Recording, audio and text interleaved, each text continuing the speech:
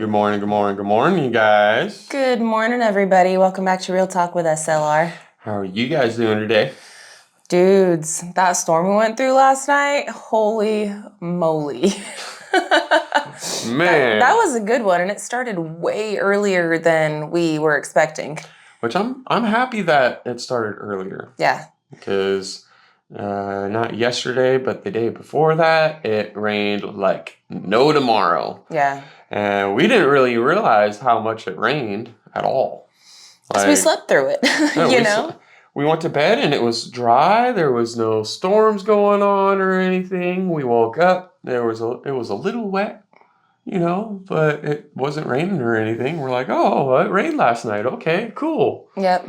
Went along our morning, like normal, and went down to the road and realized that our driveway got washed over, and we're all, no. How much did it rain last night? Especially because like a few days previous to that, it was bone dry, like literally bone dry. And as you guys know, we had just before like everybody left on their vacation, when we were still working like on metal days and stuff. Anyway, David had just brought Uber over and just fixed the road. Like within it had to have been within the last 2 to 3 weeks. It just got fixed, man, and now it's ruined again. But I will say it's not as bad as it was before he fixed it. You can actually see some of the concrete bags that were put down in the hole. But a lot of that dirt and stuff it's washed away. And now we need to throw some more bags into the hole. The bags seem to be holding up and seem to be doing the job. No. Like I don't see any bags washed away anywhere. I mean, I didn't see any. As far as we can see, but that thing was a raging river. It's like pretty much. For real. It was. The way that the road looks and stuff, and even like down our other road, like the county road, that one got destroyed too, but it's not so bad to where we can't leave the road. I mean, there's definitely going to need to be some more road work, Band-Aid fixing it kind of situation. Yeah. But we can still come and go. And had we not had David come over and fix the road, our driveway would have been extremely screwed up. Oh yeah, if it went through that one and then what we just went through, our culvert might have been floating away down the stream itself. Yeah. And then same thing with the county. If they didn't come out and fix the main road itself, that thing would have been to a point where nobody would have been able to cross it after this storm, And it definitely was a lot more rain than what anybody was really anticipating for. Yeah, it was. And so yesterday we went over and helped out DD5 with a few things.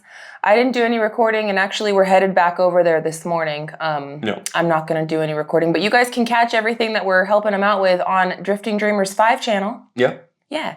But they've got, they're moving and they got some big stuff going on. And anyway, so we were over there helping them out with a few things. And then it was getting close to be about 3 o'clock, which is when it's like, all right, I got an hour drive from their new place to our place.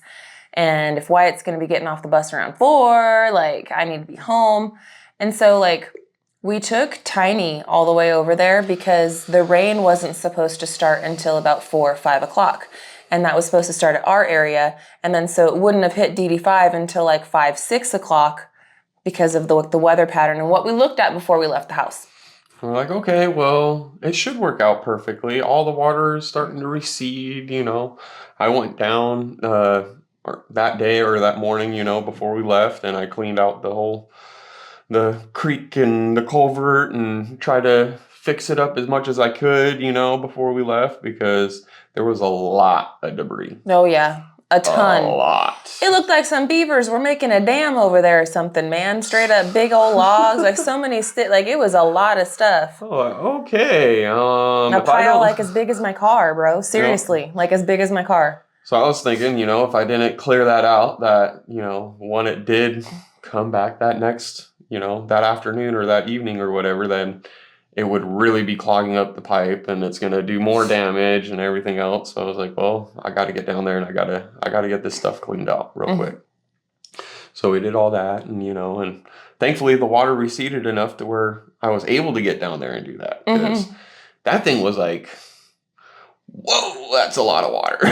Yeah, before it went down some, it probably would have at least been belly deep for you. Yeah. If not like a little higher than belly deep, you know. But by the time that you went down there, you were still in your waders, but it was what, thighs? It was knee. Knee? It was still knee deep, which that's a good. That's pretty good amount of water. 2.5 feet. You Yeah. know? And if you didn't clear that out, I could just imagine the water backing up, and then when it finally does break, that gush. Oh my goodness. Yeah. Oh my goodness. So we scrolled off a little bit. So we did all that stuff yesterday, and then we ended up going over and helping out DD5 with some of their stuff. And then, like I said, we were planning on leaving around 3 and getting back so that way we can get Wyatt and all that and have our evening and stuff with the kids. So literally at 3:00 when my phone alarm was going off telling me, hey, you got to go home, go pick up the kids, it started pouring. Like, it was sprinkling a little bit. It was started sprinkling around 2:15, and so for about 45 minutes while we were working and kind of wrapping some stuff up, it was misting and like sprinkling, and then it'd be dry, and then it'd be sprinkling, and then it'd be dry, and so it was kind of like going back and forth. And we were like, well, this ain't nothing. Let's just keep on going, We'll just keep it rolling. Let's keep on rolling. This is nothing. It's cool. So we did, but then literally like right at 3:00 as my alarm's going off, it just started pouring, dude. And we were like, well, that's our cue. We got to go. It's time to roll. So get in the car. We start driving, and we're making that hour drive. And this is through like twists and turns and ups and downs and lots of, it's the woods and stuff out here, very, very country, rural area. And as we're driving back, man, Gary got a tornado warning on his phone. Nee. Warning, tornado, take shelter now. And me and Gary are like, oh my goodness, like we're driving through this. It's a whiteout, guys. You can't see the road like in front of you at all. I'm looking around. I'm like, all right, where's the darkest areas? Like, where is it coming from? Where is this thing? Like, we're on the road. We're already halfway home. Like, yeah, where's the nadir? I don't know. And I'm like, you guys that have been out here in the South are much more seasoned than us. No. Is hail like a for sure thing that the tornado is right there? Do all tornadoes produce hail, or do they not? I'm just wondering. And then also, the wind. Does the wind blow towards you if the tornado is coming towards you, or is it pulling away from you because the tornado's sucking it in? I don't know. I'm sure I can Google it, y'all. I'm sure I can Google it. We were discussing that, and I didn't think about it. We were discussing it in the car while I was driving. I wasn't going to text and drive and search it. No. And I didn't think about it again until right now. So I thought I'd ask you guys. Maybe I'll Google it when I stop recording. I don't know. We didn't have service. Yeah, no, there was no service there. Which thankfully we still got the warning. Yeah, we did. We didn't have service or anything else like that. But I was like, okay. But it was freaky, guys. The trees were like bent over in half. And so we're going through this like really windy up and down overpass thing, leaving DD5s, coming home, trying to get to the kids. As we're coming around this corner, we see this huge something in the road, and I'm like, no, stop, pull over real quick, because if we don't stop right now and pull and try to get all this stuff off the road and everything else like that, somebody's going to run into it. Oh yeah, somebody will definitely come over that hill and around the bend, and boom, it's going to be an accident, because it was a big something. Mm-hmm. And again, this is during the whiteout. Like, I'm serious. You step out of your car and you're soaking wet head to toe, dripping, sopping wet. Like, it was bad rain. So I still had Mel pull I off pulled to the over. side, and I went over there, and of course, the second that I got over to it, we got 2 cars coming this way, 2 cars coming this way, and I'm like waving at everybody, trying to stop them, and I have my hazard lights on, and I'm sticking my arm out the window. Hoping that they will stop, and keeping an eye out both sides. And like, if they don't stop, I'm jumping the heck out of here, because I ain't getting run over.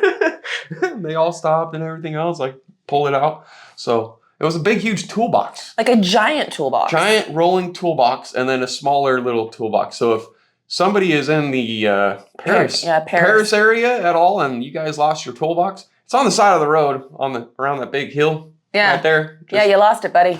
Just FYI. We didn't take, we just left it on the left it side. there. I put the toolbox there. I got it all, just right there on the side of the road. Hopefully you see it. I mean, I could just imagine, dude, somebody is getting like halfway to where they're at, and they're like, damn, like we didn't go through it or anything. It was a whiteout. We just wanted to get it out of the road, but tools are expensive, man. And I could just imagine that's somebody's like trade, like somebody is going to be either getting in trouble at work or can't go to work or can't do the job, or like you need your tools. Yeah. So they're going to find out that, hey, my toolbox is missing. Hopefully nobody else just saw it as a come up, and it ended up going back to the rightful owner. But I mean, if it did, it did. It's just one of those things. It is what it is. But it was a giant toolbox, man, like a big one. And then the little lunchbox one, I'm just glad it wasn't super heavy. I was sitting there looking at it. I was like, oh, that's a toolbox. I was like, I might have to grab Mel out of the car to help me flip this thing over you were and everything dragging else. It. I think the water might have helped make it slick and slide. I don't know. But... So we get back into the car, right? So we deal with this, right? White out, come up around the turn and see this giant thing into the road. At first, I thought it was a couch. Yeah. Like, I legit thought it was like a love seat that somebody dropped out or something. I thought the wind blew over, or maybe the rain washed it out into the road or something. I had no idea. But so we get past that obstacle, right? And we're still in the middle of the whiteout. We still got the tornado warning alarms going off, and I'm also seeing the debris in the road, and I'm like, and the trees are doing this. The trees are doing this the whole time, and so get past the obstacle, still going up and down and around the bend.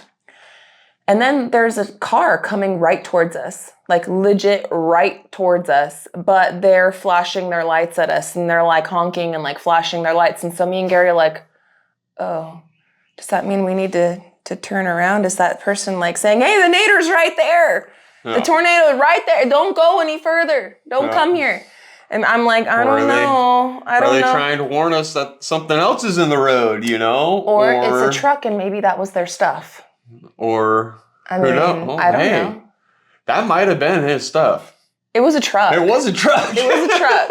So maybe it was like, he's like, hey, I don't know. I have no idea. But there was a truck coming straight for us. Actually, it was even in our lane for a little bit. And like swerved out of our lane, flashing lights and everything. So me and Gary, again, I'm driving like this, right? So we get up and around the bend, and there is a giant tree. That had literally just fell. Like literally just fell. So I'm thinking that truck like narrowly escaped, like Final Destination type stuff, because it was literally like that tree had just fallen, like just fallen. No. And he was probably like, screw this. I do not want to be in my lane. I want to be in the middle. Yeah, he's like, ee! So it made sense on why he was freaked out, He was freaked out. So there's a big tree in the road, and it's a 2-lane highway, right? One car going this way, one car going that way, and that's how it is. And so we're looking at the time and everything too. We're like, geez, are we going to be able to make it home? We're going to make it home, but which way are we going to have to go? I mean, thankfully there is back ways, multiple, but it's what the heck, so. Yeah. We were able to get around it, squeeze on by, But it was very freaky trying to ride on past that. We had to kind of go a little off-road, just a little bit, just to kind of go around the tree. There was a cop that came through and just was chilling out. It's right kind of by the police station-ish. Yep. And so, like I said, I'm pretty sure they were monitoring the situation or whatever, because they responded very quickly. Very quickly. And so we got around it, and It was scary though, man, going around, because you can't see anything, and it's a one car going this way, one car going that way, and there was nobody directing traffic. You're coming around this bend where you can't see anything until you get all the way around that tree. Yep. And then now it's crap, a vehicle's coming. Now you got vehicles and who knows what, and who knows if there's going to be another toolbox in the road. I mean, geez. Right. So we get around the bend, and we're still headed back home. Oh, Gary, your feet keep moving the damn thing. We're on We're on some wood. There we go. Sorry, the camera keeps sliding. But we're driving around the bend, and we're going around this big tree. And the rain is still just coming down like crazy, guys. Like it's coming down like crazy. And we finally get out of Paris and we head towards Magazine area. And it was the craziest thing. You ever seen in movies, or maybe you've experienced this in real life, where it's literally a white wall and then you cross an invisible line and it's nothing. That's what it was. Yep. It was the most craziest thing. And so then we're like into the clear. There's nothing, no rain, sunshine, birds chirping, but we still got a far enough drive to get home. So we're driving home, going all the back roads and stuff. Finally get to like our main turnoff where you turn off the highway and you get onto the dirt road. And again, another giant tree right in the way. So we couldn't. Massive tree. We could not go like our normal route. At all, because there was no squeezing by that one. It took over the entire road. It blocked the whole road. It said, nope. We didn't have our chainsaws on us. If we did, we'd get out there and just, start chopping and moving and getting it out of the way for everybody, for us and for the community, But there is a workaround, so we worked around and we went the other way. It took us a little bit longer, but we did get past that other obstacle and then finally get home. We ended up finding Wyatt's bus because right there where that tree was down, that's where the bus usually goes. Well, the bus was kind of just like chilling there trying to figure out which way that they're going to go. So we flagged them down. We made it like just in time and we flagged them down. We were like, hey, get off the bus, Wyatt, come on. So we picked up Wyatt and then he came all the way back to the house with us. And the bus driver did not have to drive down and into the dirt roads and all that stuff. So it actually was a win-win. The timing was impeccable. Yep. Like literally we rolled up and there was like the bus was rolling up too. And the bus was trying to figure out how are they going to, what am I going to do? Mm-hmm. And so we get home, y'all, and no sooner do we get home, like literally 5 minutes later, we get home, I put my stuff down, we change out of our work clothes, and then the power goes out. Yep. Mm-hmm. So now it was eventful. I'm getting tired of these eventful days, all right? I want some of these easier days. I want some of these simpler days, right? We need to reclaim the simple life. We came out here to reclaim the simple life, darn it. It's all right, you guys. It's an adventure. Life is an adventure. It's always good to be able to have these kind of days in a sense, because it does make you realize, life happens. Keeps you on your toes, that's for sure. It sure does. Well, we had power was out for what? Several hours. It was out all night. We had to cook off of the generator power itself, and of course we have been using all of our battery banks and all that other stuff. So it was all of our battery banks are like half charged. They're not full. We got to charge them all. Mm-hmm. Shoot.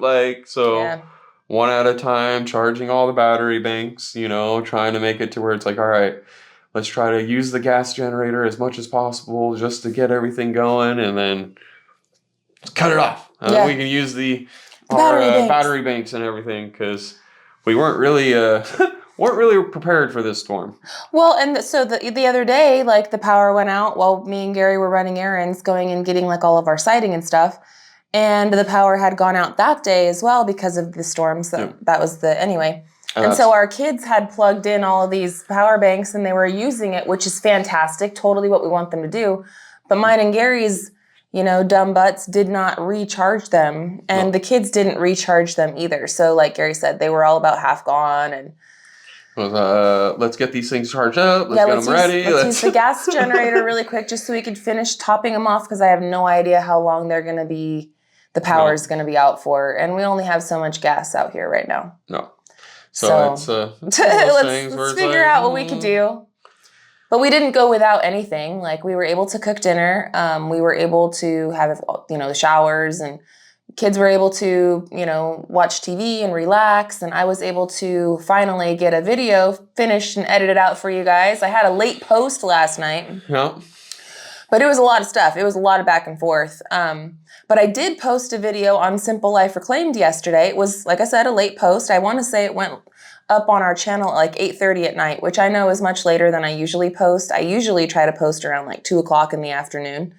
But it's just been so eventful around here, friends. My schedule has just been all sorts of nuts.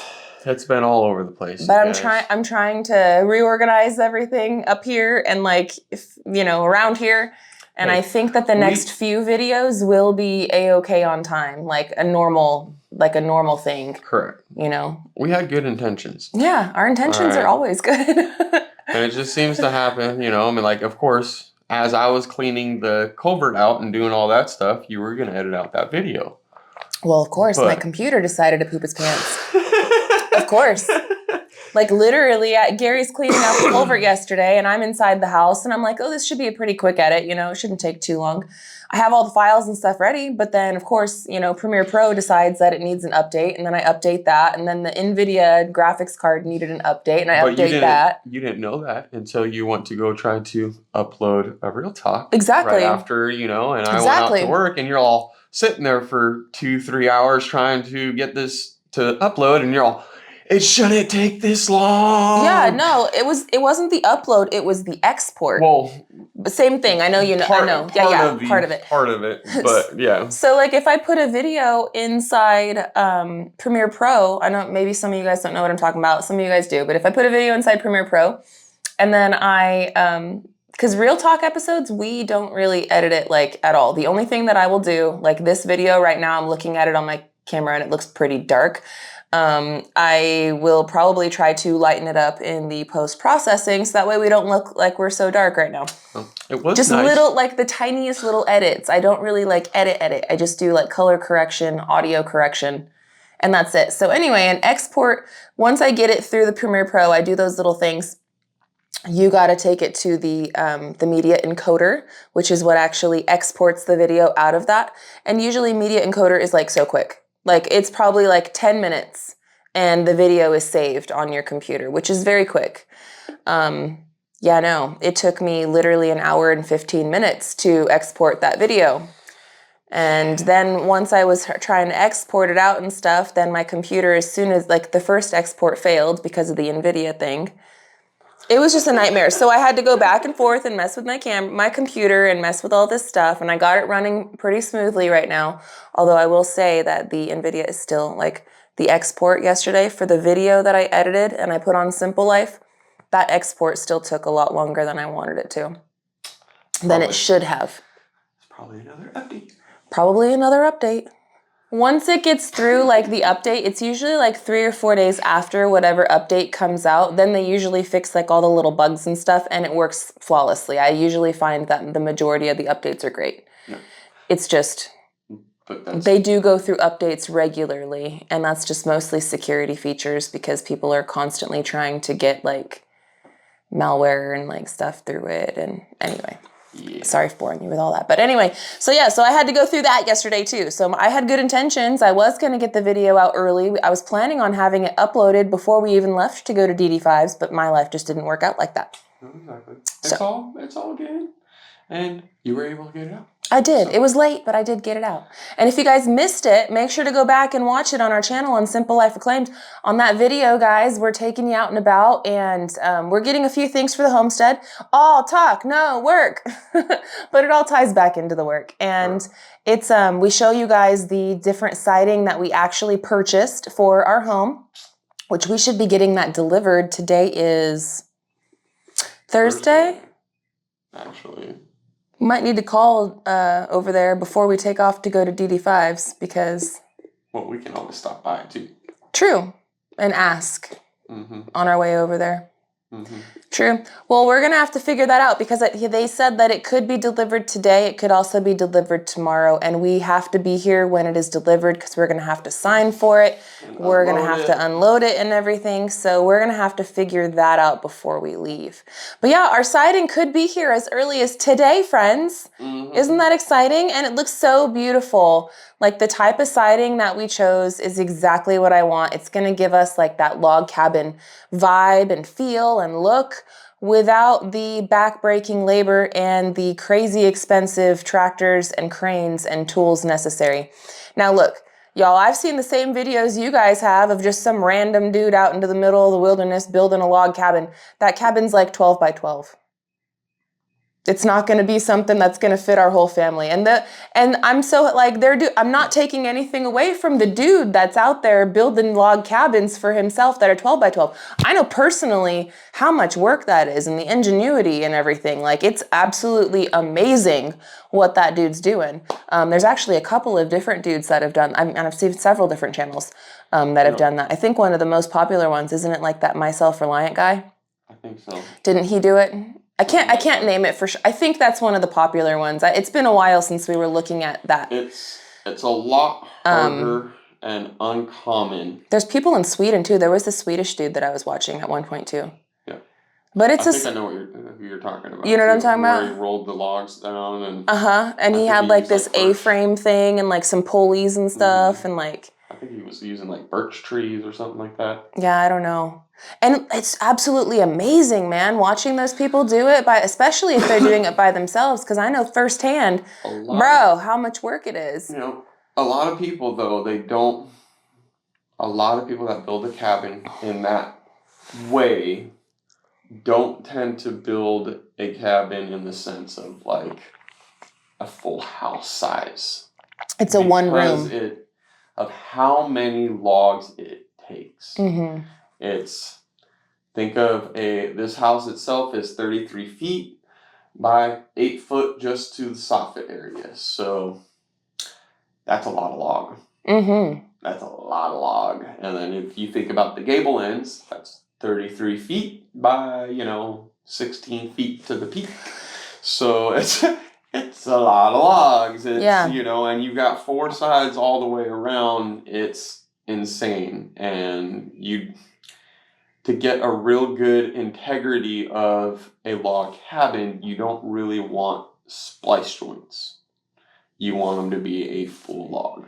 Mm-hmm. You see what I'm saying? Oh, yeah. So if you ever look out into the woods, how many of you guys see 33 feet straight logs, or straight trees, I should say? Yeah, usually they got some curve in them. They got some curves to them. They're not going to be symmetrical from the bottom to the top. They're skinny. Like, they're tapered. Be this small at the top and then like this big at the the bottom, and it's a lot. I'll say more difficult than you would think, which is why the normal cabin size that most people build at the biggest is about a 16 by 16, but they try to stay under that or close to. Yeah. And look, those turn out absolutely beautiful, and that's what Abe Lincoln and stuff like lived in, right? Correct. That's cool. Awesome.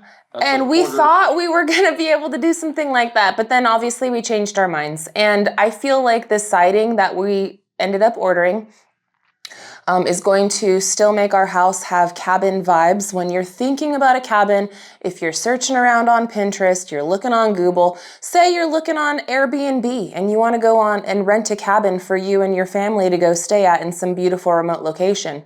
A lot of times it's going to be like what we're doing. Correct. And they can make it look exactly like a cabin. Mm-hmm. And you would think, no, that's a cabin. But in reality, they got studs in the wall. It's a faux cabin, and that's what we're doing. We're doing a faux cabin, okay? But I'm really excited for it. There's one other thing too. So the siding color, we are not painting it with any kind of paint. No. We are going to be having it be like natural wood looking, and we got a couple of different stains that we got in a small like little quart thing, so we want to try out the color and see what it's going to look like. We want to be able to stain it. We want to be able to seal it. We will be staining it and sealing it before we put it on the walls. So there's going to be more prep work, yay, that we're going to have to do before we can actually get it up on the walls, but it's okay. It's all part of it. Yeah. There was some folks that were wondering about what you're going to put underneath there, rain screen, stuff like that. There was some comments on that video I saw, so. We will definitely probably get into that on another one. Okay. Because it is 30 minutes into this one already. So I can't believe we've been yapping that long. I can't believe that we're yapping for 30 minutes on that. But Yeah, definitely go and check out our latest Simple Life Reclaim video. Yeah, definitely go check that out. Tomorrow on Real Talk, we'll deep dive into some questions on that video. So if you guys have any questions, definitely put it in to that Simple Life Reclaim video. Yeah, drop it down in the comments over there, over here, anywhere. We'll check it out. We'll try to do some Q&A for you guys. Maybe we'll have the sighting here on site and can show you some behind the scenes stuff. That would be really, really cool. Maybe. I don't know. But Gary's right. We got to roll. We got to go to town. Got to go to D5s.